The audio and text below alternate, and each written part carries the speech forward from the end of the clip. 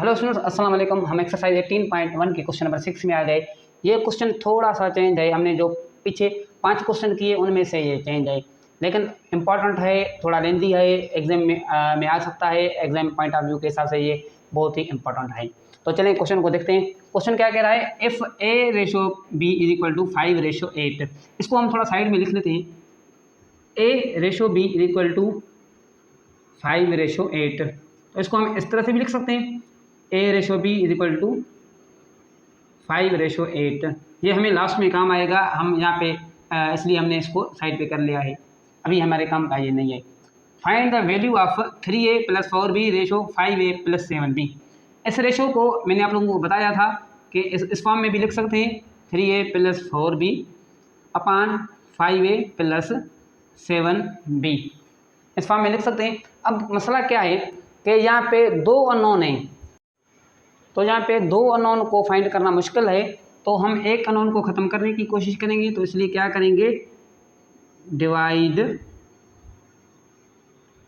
Numerator and denominator by B. B के साथ हम न्यूमेरेटर और डिनोमिनेटर दोनों को बी के साथ डिवाइड करेंगे, क्योंकि हमें बी को ख़त्म करना है, एक जो अननोन है इसको ख़त्म करना है। तो हम क्या करेंगे, 3a + 4b। अब ये न्यूमेरेटर को भी b के साथ डिवाइड करेंगे अपान में 5a + 7b, इसको भी b के साथ डिवाइड करेंगे। इससे फ़र्क नहीं पड़ता इक्वेशन को, क्योंकि हम अगर चाहें तो ये डायरेक्ट यहाँ से कैंसिल भी कर सकते हैं, हमें सेम ये इक्वेशन मिल जाएगी।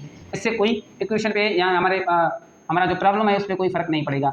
तो चलें, ये b देखें, ये b इसके साथ भी डिवाइड हो रहा है, इसके साथ भी डिवाइड हो रहा है। तो हम अलग अलग करेंगे, 3ab + 4b अपान b। इस तरह से भी लिख सकते हैं जी, बिल्कुल लिख सकते हैं। 5a, इसको भी 5a अपान b + 7b अपान b।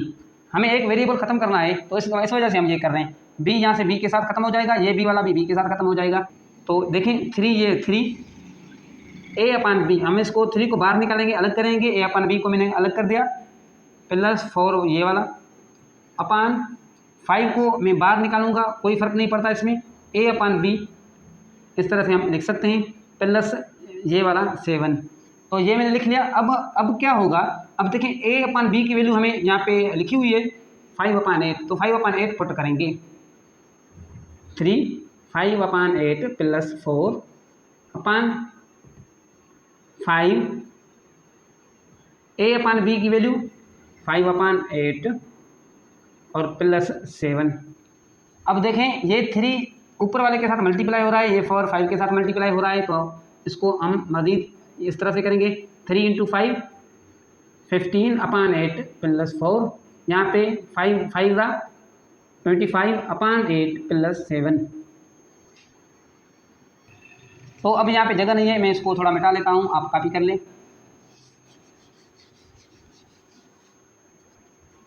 अब देखें यहाँ पे क्या है, फ्रैक्शन के सूरत में आ गया, अणपूर के सूरत में आ गया। तो इसको हम इसका क्या निकालेंगे, एलसीएम निकालेंगे। यहाँ पे एलसीएम इन दोनों का क्या आएगा, 8। अब ये 15 × 8 का टेबल, 8 पे कितने बार, 1 टाइम, +4। 4 के नीचे कुछ भी नहीं है, मतलब 1 है। हम इस तरह से लिखते हैं 4 1। तो 1 का टेबल 8 पे 8 टाइम, तो यहाँ पे 8। सेम न्यूमेरेटर में भी इस तरह से एलसीएम क्या निकलेगा, 8 25 × 8 का टेबल 8 पे 1 टाइम, प्लस ये वाला 7। 7 के नीचे कुछ भी नहीं है, मतलब 1 है। 1 का टेबल 8 पे 8 टाइम, सही है। तो इसको अब मज़ीद सॉल्व करेंगे। 15 × 1 15 + 4 × 8 32/8। नीचे देखें, 1 × 25 आ गया हमारे पास 25 + 7 × 8 56/8। ये ऊपर वाले आपस में क्या हो रहे हैं, प्लस हो रहे हैं। 15 + 32 47 47/8। 56 कितने होंगे, ये होंगे 81। तो 81/8। 8 ये वाला और 8 ये वाला आपस में कैंसिल हो जाएंगे। हमारे पास आंसर क्या बचेगा, 47/8। 81। ये हमारा आंसर आ गया। थोड़ा सा लेंथी है, थोड़ा सा कॉन्सेप्चुअल है, आप प्रैक्टिस करेंगे तो इंशाल्लाह आप लोगों को समझ में आ जाएगा। वीडियो अच्छी लगी तो लाइक शेयर करें और हमारे चैनल को सब्सक्राइब करें। Thanks for watching video.